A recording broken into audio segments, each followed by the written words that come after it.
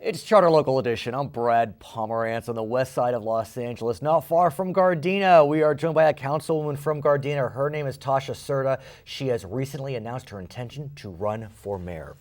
Yes. We wish you the best of luck indeed. Thank you. Let's talk about some exciting developments in Gardena, and it deals with public transportation. Yes. The whole region is focused on public transportation. Tell us about what's now known as GTrans. Okay, well, Gardena went through what we called a rebrand system here, where we were formerly known as Gardena Municipal Bus Lines. So what we did was we said we want to come out with something new. We wanted to change the colors of our bus, and we wanted to come up with a new name. So we did some research with the community as well as with our elected officials, and we came up with the name GTrans, which is Gardena Transportation. I like it. So we have a new name, a new look to it, and you'll see pictures of that right there. And this was something that was, like I said, it was just a collaboration of the community, the council, so everybody had some say in what the name was going to be.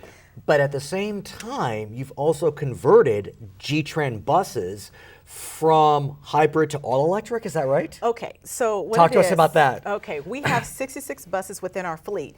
And of that, we purchased one bus that was all-electric, and we thought, got it. This is great. So what we decided to do was see how much it would cost to take one of our current buses and have it dismantled and repowered with what we call now an all-electric bus. And I actually had the opportunity to go out to the facility and watch the whole process happen. So we call this our new repowered bus. And it is pretty amazing, and it's very cost effective to repower an existing bus and then versus, just straight out buying a whole new one there. The difference in price is like a brand new electric bus is about $750,000 and up per bus. Come on. Versus repowering a bus is only $635,000. So can we do this more often? I mean, that's a nice little savings, and the gas savings is going to be significant. It's going to be totally significant there. So what happened then was once we had our first repowered bus, it's in service now, it's doing very well. The California Energy Commission gave us a grant to do 3 more buses. So this is huge. Exactly. This is huge. So we're expecting to take delivery at the end of December of 2016. So at that time, we'll have more buses in power. And then we're going to see how well that's working before considering maybe changing more in the fleet. And I'm glad you brought this up because this does beg a question, and that being, when we think about renewables, energy, buses, lighting, whatever it may be, in this case it's not, but in some cases it can be more expensive at the outset, but you'll save money later on. Right. But that's a challenge for a city government. So even though in this case it wound up being cheaper, as you look toward trying to be more energy efficient, how do you balance it when it's a little more upfront but saves more later? Well, I think just kind of understanding the process overall. And once you kind of get past the paperwork and you go out to the facility like I had the opportunity to do, and to really see the components, what it entailed. And the other side of it too is this was a business locally here in California, so it was jobs staying here in California as well. And just seeing all the different components of, how we're bringing that all together, how it's going to be saving the city. We're going green in a sense because all of the material used to make the new repowered bus, it's lighter. We're redoing the floors there, the seats are coming out, the windows, all of these are more energy efficient there. They're lighter and just, it makes the whole process so much easier. And I had the opportunity to actually walk in a bus that was completely dismantled. Tell us. And, now seeing it from the beginning to the ending process, and even seeing the actual electric battery that's going to go in there, and it was all explained to me way more detailed than we probably want to know here. It's fine. But it was a very interesting process, so it made it that much easier in making that decision to move forward with that. As you know, the voters of LA County, Gardena's in LA County, were very generous in November by passing Measure M, which was the transportation sales tax.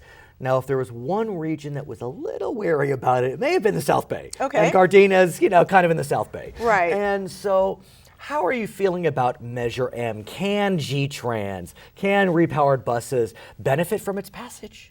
I believe it can because, nowadays, the trend is changing as far as transportation is concerned. More people are riding the bus. More people are doing Uber, and they're looking at alternatives.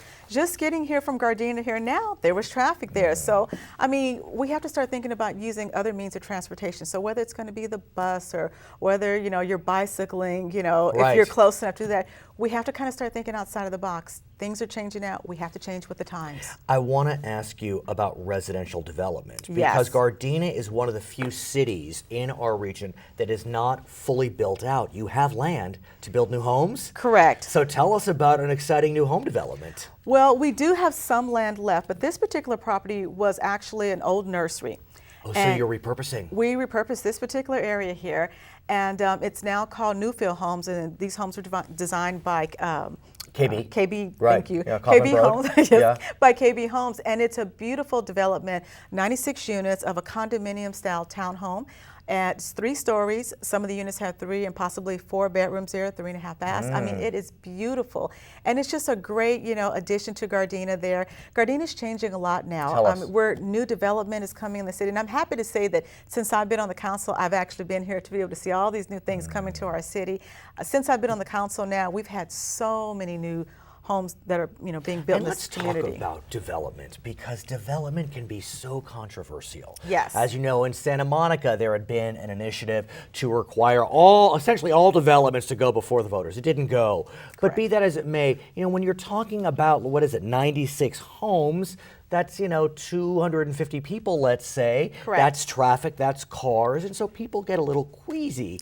And Yes. so talk me through the process of how you work with your constituents, your community, to create projects that make sense. So one of the things I usually try to encourage the developer to do is to have community meetings with the surrounding community there. And I also attend those meetings as well, because I think it's important that we hear feedback from the community.